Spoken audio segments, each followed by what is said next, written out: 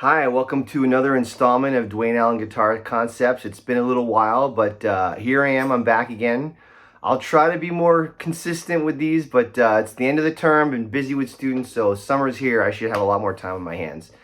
Anyway, we're going to do today's lesson in the advanced category, and it's going to be one of those subjects that is kind of always been a struggle for most jazz guitarists for many, many years, and that's playing fast jazz tempos, bebop tempos, whatever you want to call it.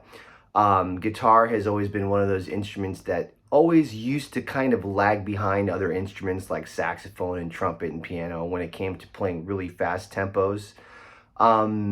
That being said, that's changed a lot in the last 30 years. Now there's a heck of a lot of amazing jazz guitarists out there that can play fast tempos, no problem. But it's definitely, when you're learning jazz and you're trying to get better at it, it's definitely one of those challenging things to do. It's like, excuse me, how do we get better at it, right?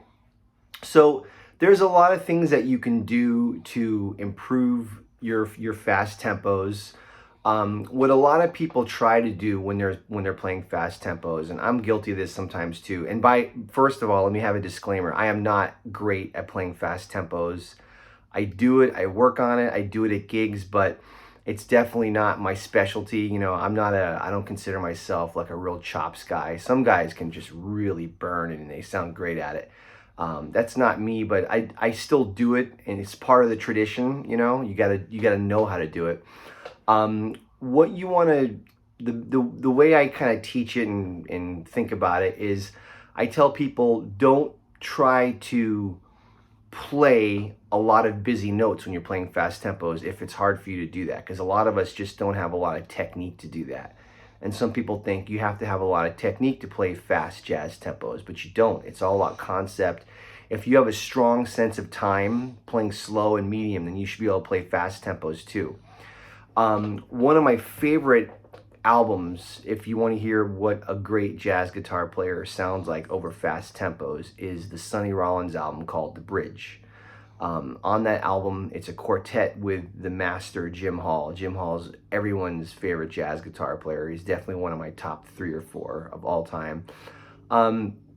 Anyone that knows Jim Hall knows that he is a much more of a lyrical player, and he leaves a lot of space. He's not a shredder. He's not a fast player. He's not like a George Benson or like a Tal Farlow or somebody like that, or a Pat Martino. Like I said, he's more melodic, more kind of introspective, but he plays fast tempos really, really well because he knows how to do it. So the way that I think about playing fast tempos is kind of like based on Jim Hall's way. And the way he does it is he just thinks of it in a different way. He's much more relaxed. He uses a lot more space, okay? So one of the things you want to try to do is, when you're playing a fast tempo, is when you're playing slower and medium, as jazz players, when we're usually swinging most of the time, right? And when you're swinging, you're thinking of the beat, the accents on the 2 and the 4, right? So if you're like 1, 2, 3, 4, 1, 2, 3, 4, 1, right? You're thinking of the 2 and the 4, right? But if you play fast tempos, you kind of can't do that anymore. I learned that the hard way when I was younger. I was always told, think 2 and 4, think 2 and 4. So they're like 1, 2, 1, 2, like this, right? And man, it's really hard to keep it together if you're like tapping 2 and 4 with your foot and you're playing the fast tempo. It can sound very frantic, you know? And I would sound frantic for a long, long time. Like I said, this is something I'm still working on today. But anyway, the best way to think of it is 1. So like 1, 2, 3, 4, 1, 2, 3, 4, 1, 2, 3, 4, 1, 2, 3, 4, right? So this way, when you're tapping your foot, you're thinking about 1, 2, 3, 4, 1. You're just tapping your foot 1 every 4 beats. You're just basically tapping on the 1. And what that does is it kind of lets everything breathe, okay? Now, some things you can practice to get good at fast tempos. First of all, play less notes. I'm gonna show you. I'm gonna improvise. I'm gonna show you a couple ideas. So I have a fast version of the John Coltrane tune, Impressions. I just picked that because it's like 1 chord for a long time, and we don't have to worry about chord changes. We just think about timing. So I'm thinking about whole notes. You can just play whole notes, okay? Now, you can also leave rests. You don't have to play all the time. People think you have to constantly play all the time. No, leave space, leave rests. So I'm going to do a little solo. I'm going to do some whole notes and I'm going to leave some rests. See what it sounds like.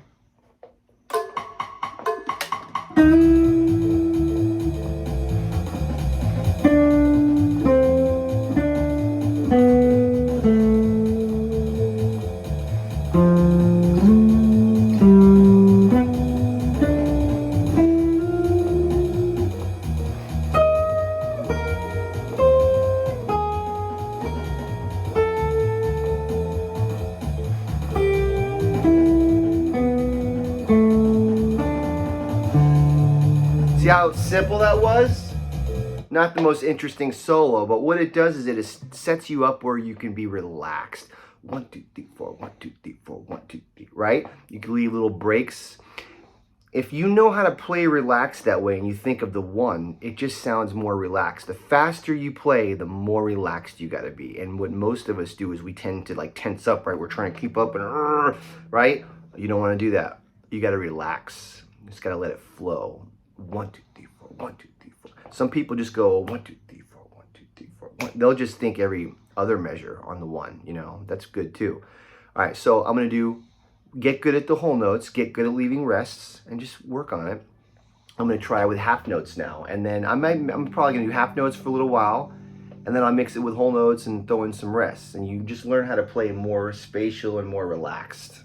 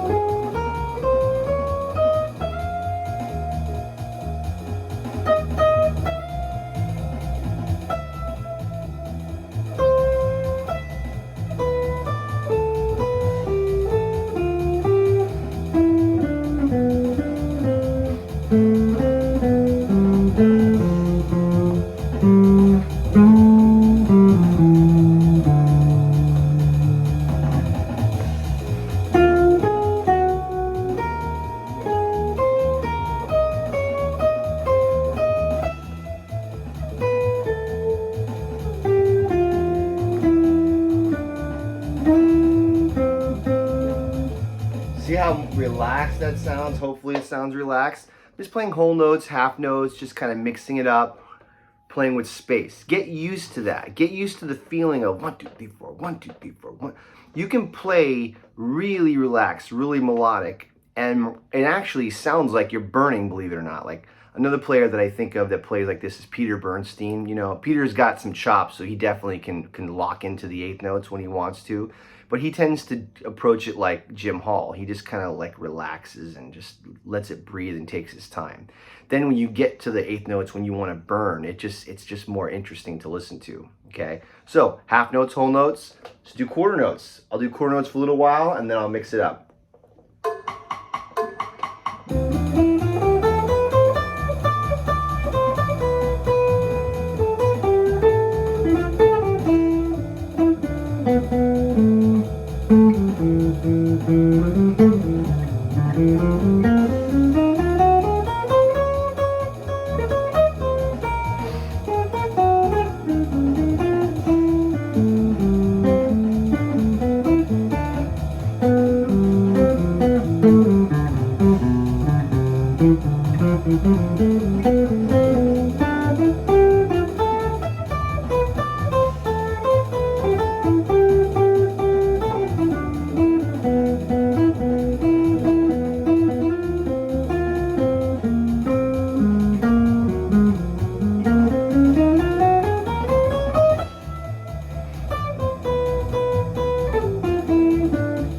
See how I'm doing that? Now, I'm not even doing anything interesting with my lines. I'm not playing any hip scales. I'm not even doing chromaticism because we're just talking about timing right now. Relaxed, relaxed. Now, you heard me occasionally playing against the time. That's another cool thing to do. Bam, bo, ba, do, do, be, da, do, do. I was probably doing some quarter note triplets in there, things like that, half note triplets. But those are things you can do. When you got that 1, you can relax, you can take your time, right? You get good at quarter notes, okay? Then, when you get good at quarter notes, half notes, whole notes, leaving space, playing against the time, then you start trying to throw in eighth notes. What I tend to do is I slur a lot. I don't pick every note, okay, because I don't have monster right hand picking chops. I like legato playing more anyway. I don't like guys that go digga digga digga digga digga digga. I mean, Benson sounds amazing at it, but you can do anything.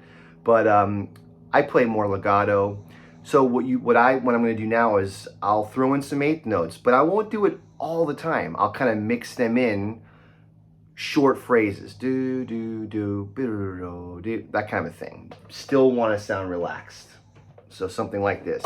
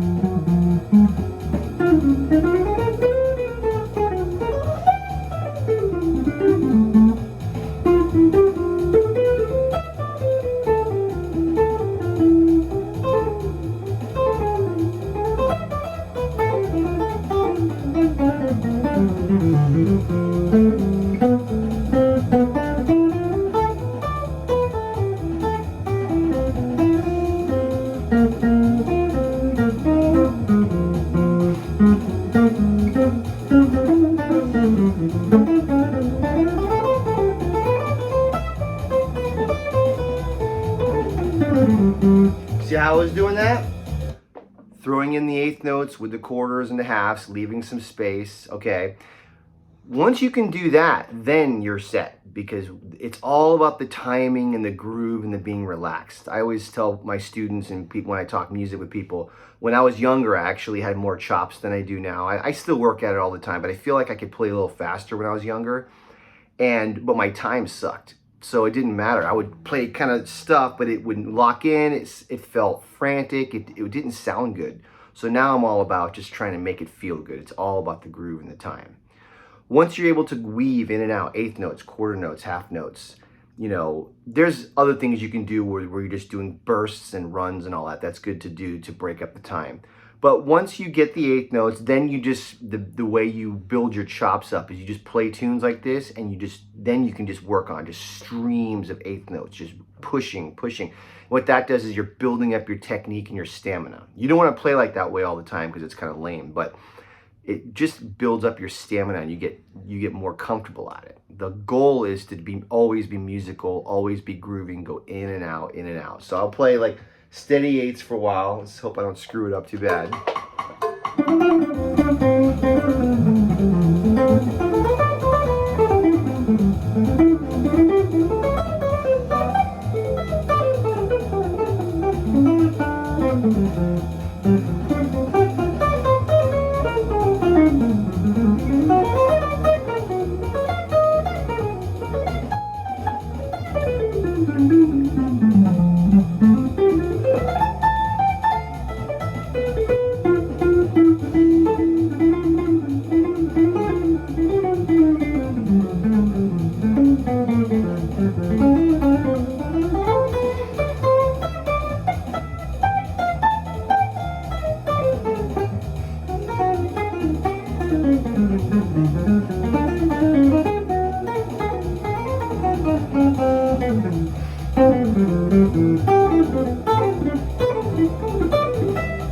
Got the idea?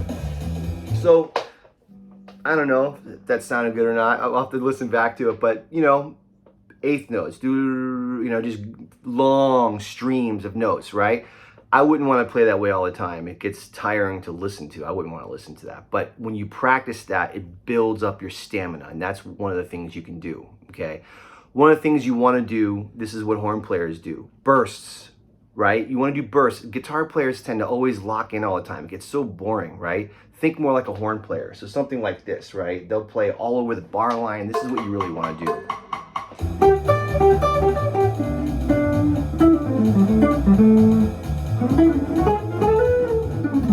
Something like that.